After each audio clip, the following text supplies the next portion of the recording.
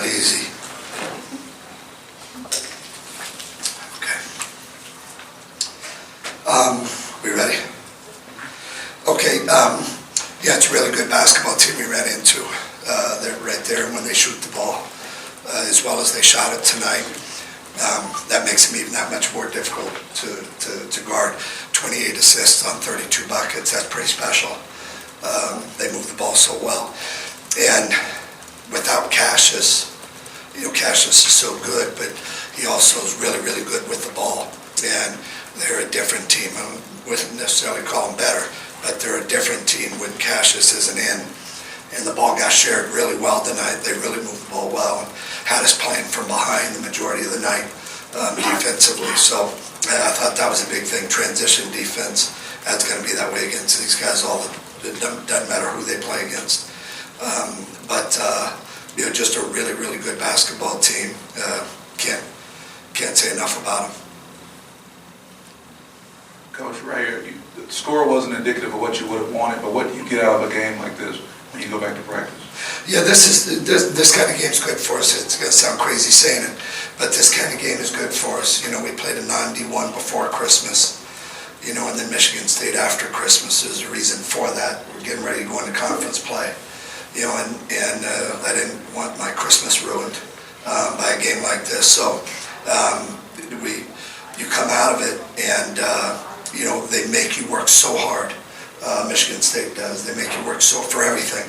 It's a typical coach team. I mean, you gotta work to make a pass. You gotta work to come off of a screen. You gotta work to block out. You gotta work to get back on defense. I mean, they fight for every inch of the floor, and that kind of thing. When you go in to the next game, and we play Ohio in our conference opener on Saturday, and it's certainly not an easy game by any stretch, but this kind of game makes you get that much better when you enter conference play. We've played some pretty good basketball teams here, and obviously Michigan State was the best, but there were spots in the game where I think we're going to be able to look at it and take some good things away. I was really happy with our guys' fight. I was really happy with the guys' effort, especially late. They could have really melded in, and the guys, especially after we had some good things happen. We had some kids that had not seen the ball go through the net actually get the ball to go through tonight, and there's some things that we're going to be able to look at on film and certainly try and correct as well. But this kind of game will really help us. Coach, over here to your left. Learned during the game that you got your start because of your relationship with Coach John Wooden. Can you enlighten us a little bit about that? Yeah, Coach Wooden, I grew up in Southern California. The short version. Grew up in Southern California, was a kid, went to his camp, and then later on, as I was starting to get into coaching,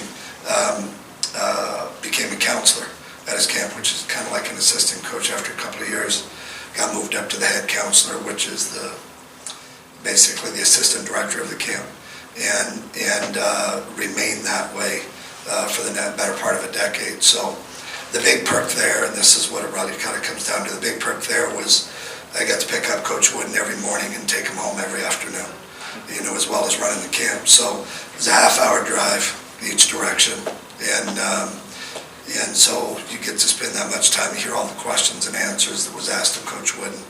And so it's like, Yoda is in the back seat, and there's always reporters or coaches or whoever, and you get to hear all those questions, all those answers. It's a tremendous education. I'm sure, by the time we hit 94, I'm going to need some of those words coming back to me, but really, really, really special time in my life. Hey, Coach, can you talk about the atmosphere tonight? It's break, but you still had a full house out there. No Izone, but they filled that up too. So, where's the atmosphere? Yeah, I'm glad the Izone. Well, I mean, there were still people in the Izone. They might have lost a step, but it was loud. And again, this kind of thing is really good for us. Playing in we played Oklahoma State earlier in the year at Oklahoma State. That's a great atmosphere. That game we were tied up with 2 minutes to go.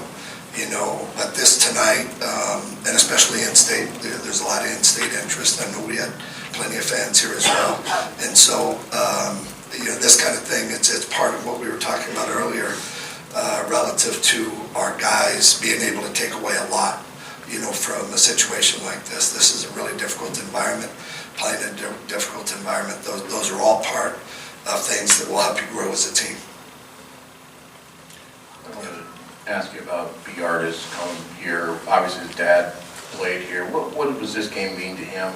And how did you feel like you had to maybe keep him in check a little bit to not overextend himself? He played pretty well.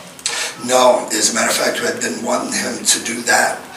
He's got to be more aggressive. He gives us something that we don't have a lot of guys that can give us. I mean, he's so quick, and he can create a shot for himself. He can create for somebody else, and so and he's a good shooter, And he early on in the year he had some problems shooting the ball, but we've been keeping on him to keep shooting and stay aggressive. And I feel really strongly about offensive freedom kids, especially shooters I have to play with.